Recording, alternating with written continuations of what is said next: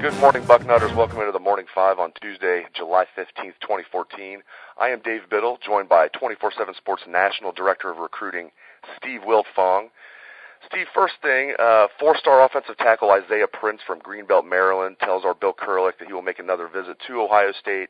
Thus far, Prince has only visited Ohio State and Maryland. He says he's going to try and visit many other schools, but so far only Ohio State and his home state Terrapins. Now, looking at the crystal ball, Steve, 55% of the prognosticators have him going to Maryland, only 25% to Ohio State, and another 20% to Florida. Prince is ranked as the number 9 offensive tackle in the country in the 24/7 Sports Composite, number 91 overall.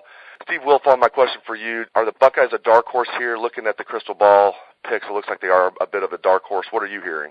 Well, I think they're firmly in it. I think it's almost too early with the lack of schools that Isaiah has been able to visit to start calling schools a dark horse. You know, I think Ohio State's one of the schools he's most familiar with.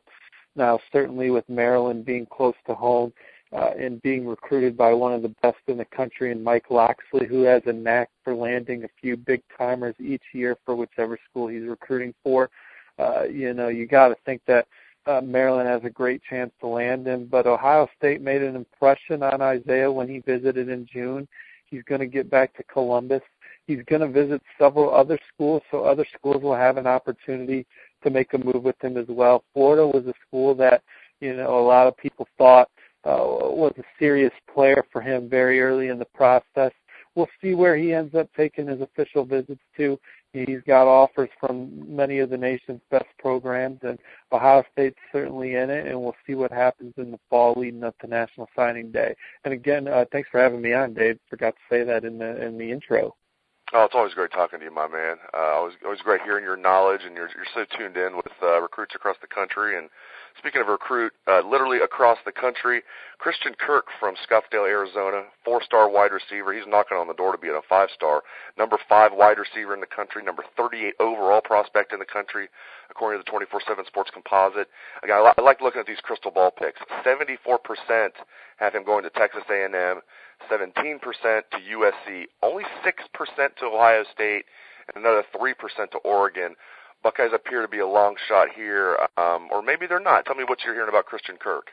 Yeah, I think Ohio State's in the top 3 heading into the official visits with Texas A&M and USC. Those are not the only schools Christian's looking at, but those are 3 that I think have a really good chance of landing him. You know, certainly with Texas A&M and some of the quarterbacks that they've been able to land lately and the success that they've had at the position, at the receiver position, it's obvious why Texas A&M would be a school Christian's very high on. USC as well, being a West Coast kid with the tradition that the Trojans have, and with the quarterbacks that they've landed as well, and just the program prestige that USC has out west.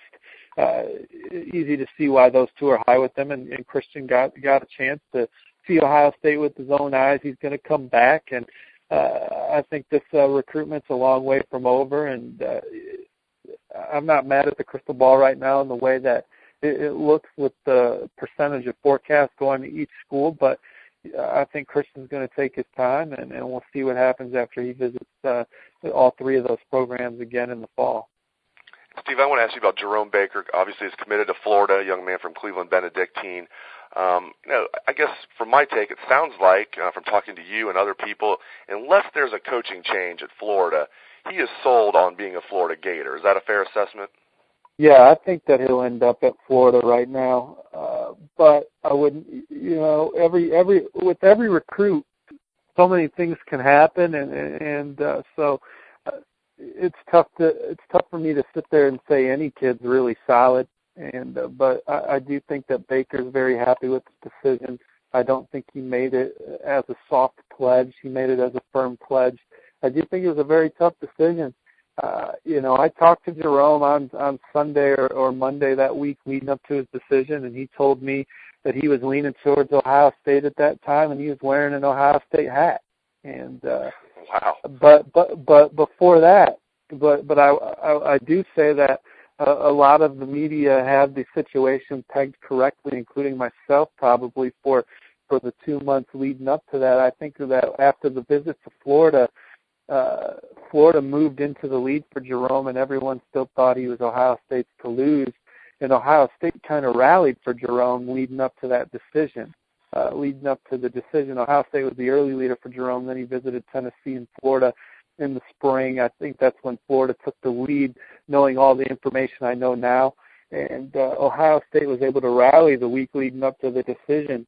One more conversation with his family and coach and with Coach Durkin down at Florida, and it swung back to Florida on Wednesday or on Tuesday evening, and he committed to Muschamp on Wednesday and announced his decision on Friday.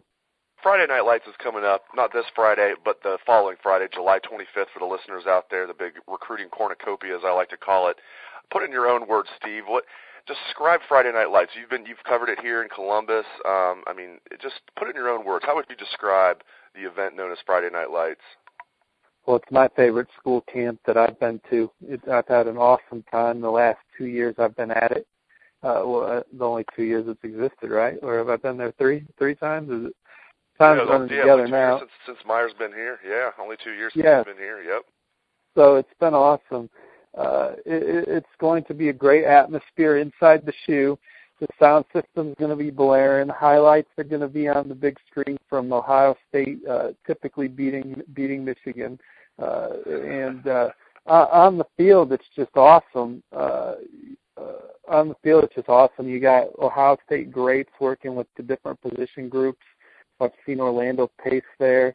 I want to say Joey Galloway's been there, Eddie George, all kinds of former great Ohio State players working with each position group. So the kids get the star power on the field.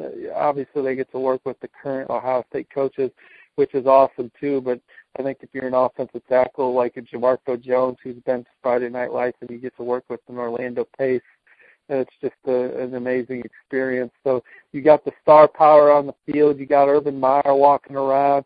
You got great competition under the lights. Damon Webb versus Eric Glover-Williams last year going at each other in one-on-ones was fantastic. It's just an awesome atmosphere.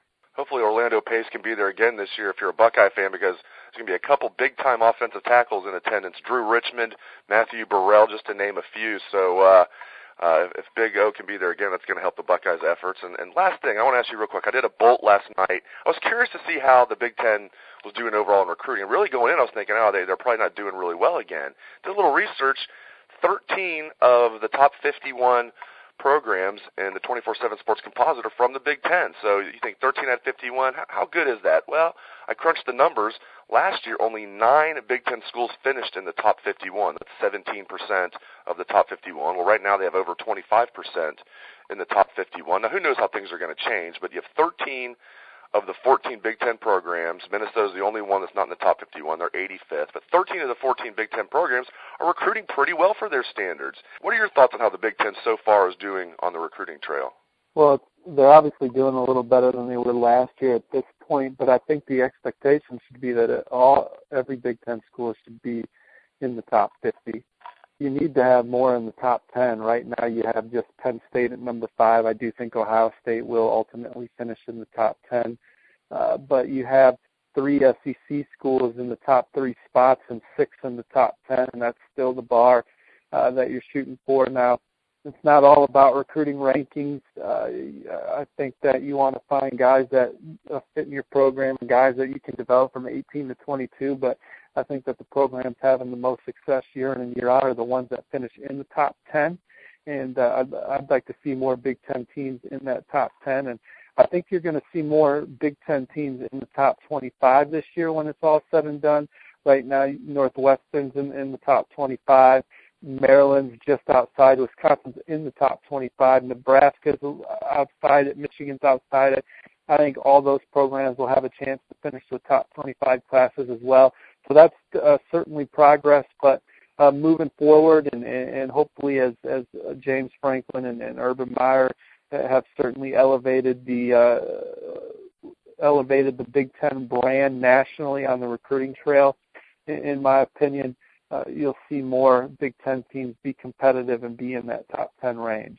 He is 24/7 Sports National Director of Recruiting, Steve Wiltfong. He is always filled with information, and that was the case again today. Steve, thanks so much for joining us here on the Bucknuts Morning 5. Have a great day, my friend, and for the listeners out there, hope you have a great day. Take it away, best damn band in the land.